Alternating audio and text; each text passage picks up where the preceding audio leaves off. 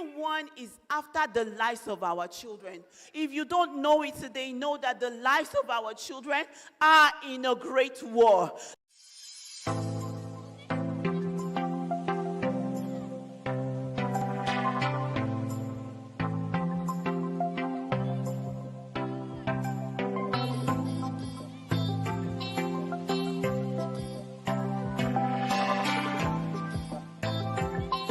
So let's just open our Bibles to, let's read Daniel chapter 1, verses 3 to 5. Then the king ordered Asaphanas, the king's staff, to bring to the palace some of the young men of Judah's royal family, an older noble family who had been brought to Babylon as captives. Next, select only strong, healthy, and good-looking men, he said. Make sure they are well versed in every branch of learning, are gifted with knowledge. The king assigned them a daily, sorry media, just take it easy on me. Thank you so much. All right. And gifted with knowledge and good judgment, and are suited to serve in the royal palace. Train these young men in the language and the lecture of Babylon. The king assigned them a daily ration of food and wine for his own kitchens, and they were to be trained for 3 years, and then they would enter the royal service. Now, everyone knows the story about Daniel and his friends, right? These boys were already groomed by their parents. These boys were, research says that they were about 14, 15, thereabouts. So these children were already nurtured by their parents.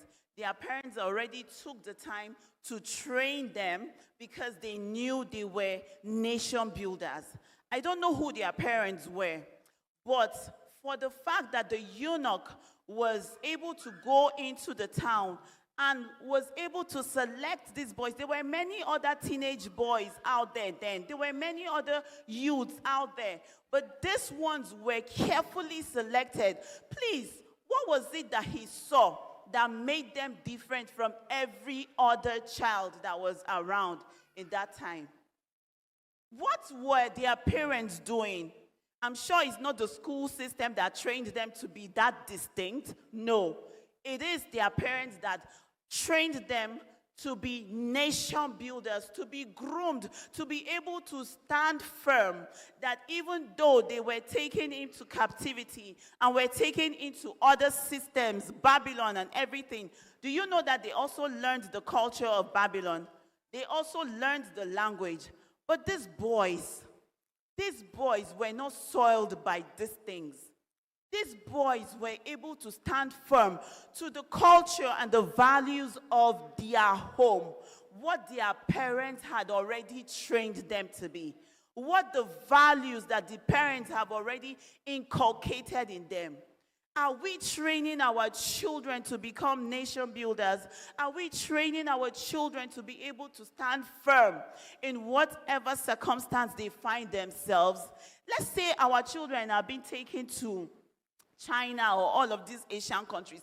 Can our children withstand the temptations that are there? Can they withstand the culture? Can they know that, okay, I'm just here to learn, I'm just here, but this is what we stand for in our home, and I'm not going to let anything towards my belief. I want us all to wake up to being intentional. Intentionality is everything. The parents of Daniel and their friends, they were highly intentional. If not, the eunuch wouldn't have been able to choose them among every other teenager that was there. But they were different in their ways. They were already different.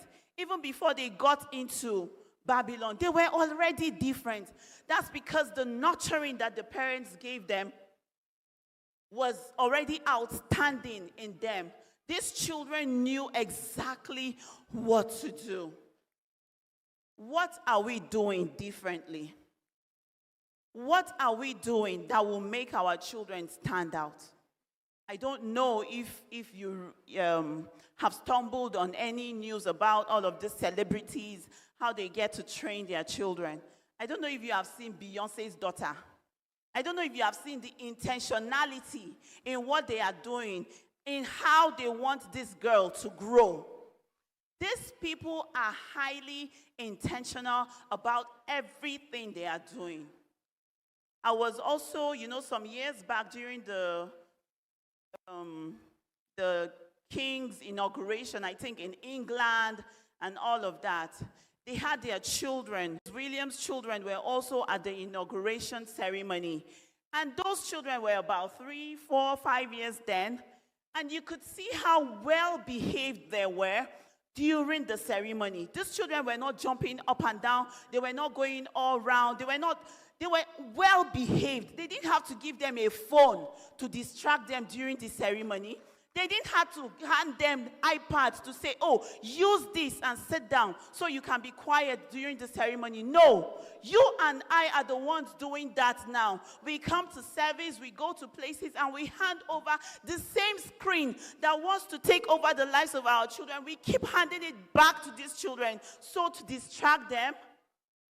What is it that we are doing? The media is highly intentional. The media wants to snatch these children young. Everyone is after the lives of our children. If you don't know it today, know that the lives of our children are in a great war. The only people that are not aware of this war are you and I. We need to wake up and we need to stand firm and know that we are at war. We need to train these children to be able to stand firm.